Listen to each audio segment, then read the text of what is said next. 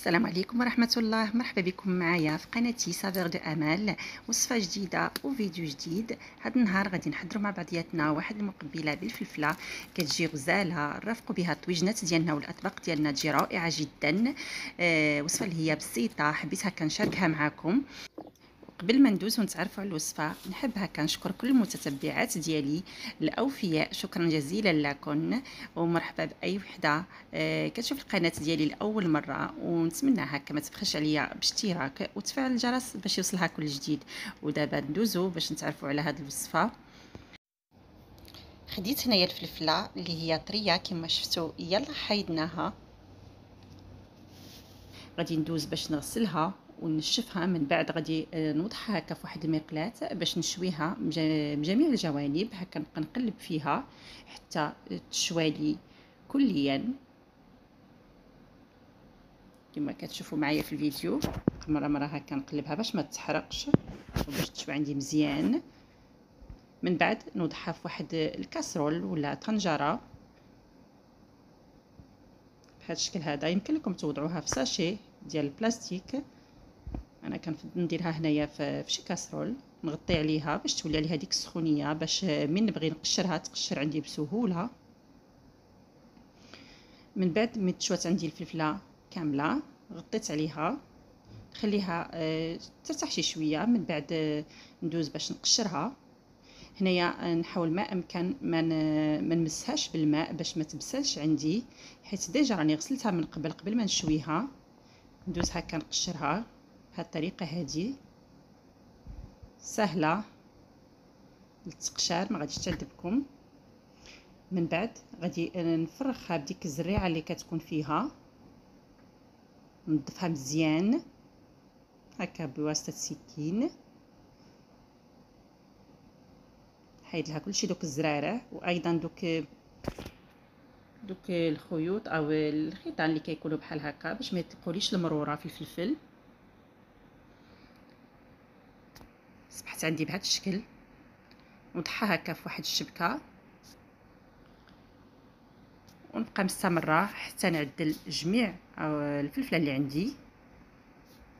من بعد غادي ندوز باش نقطعها بهذا الشكل هذا، نقطعها رقيقه، مكعبات اللي هي صغيره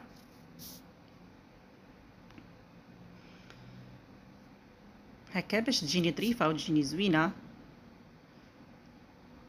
بهذا الشكل موضح في الفيديو.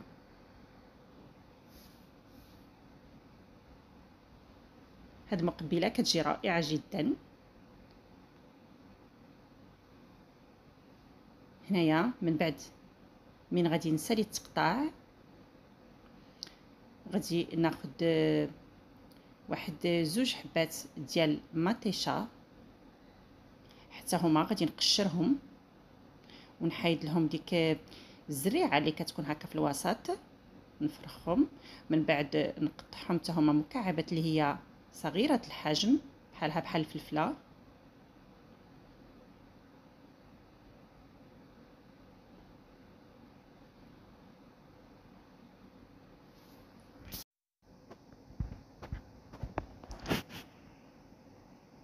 هنا صافي ساليت التقطاع ديال المطيشه.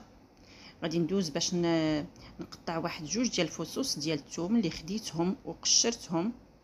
من بعد نقطعهم رقاق بزاف على هذا الشكل موضح في الفيديو. خديت هنايا مقلاة وضعت فيها شويه ديال الزيت، من بعد ضفت لها ديك المطيشه وديك الثومه اللي قطعناهم. غادي نخليو ديك المطيشه ديالنا حتى تنزل وتقلى مع ديك الثومه. من بعد غادي نضيفوا لها ديك الفلفله اللي قطعناها، نضيفوا ايضا الملح اللي كيبقى على حسب الذوق، ونخلط الكل جيدا ونبقى هكا مره كنحركها ما نغفلش عليها حتى تخلى عندي مزيان ديك الفلفله مع ديك المطيشه والثومه.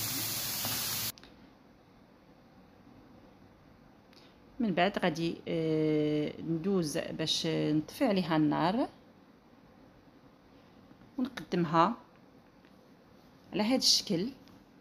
كنرافقوها بالطويجنات ديالنا كتجي رائعه جدا، تجي لذيذه بزاف.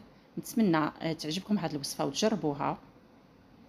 وهنايا نبغي هكا نشكر كل وحده كتتابع القناه ديالي وكدير لي جيم. شكرا جزيلا لكم، ومرحبا باي وحده جديده كتشوف القناه ديالي لاول مره. نتمنى هكا ما تبخلش عليا باشتراك وتفعل الجرس باش يوصلها كل جديد. ونتمنى منكم البنات ما تبعدوا على التعاليق المحظوره. هناك كلمات اللي هي محظوره وكتضرني بزاف، وديجا نزلت واحد الفيديو بهذا الخصوص تحت عنوان مهم جدا. نتمنى هكا تشوفوه اللي كتحب هكا تتعرف على هاد الكلمات.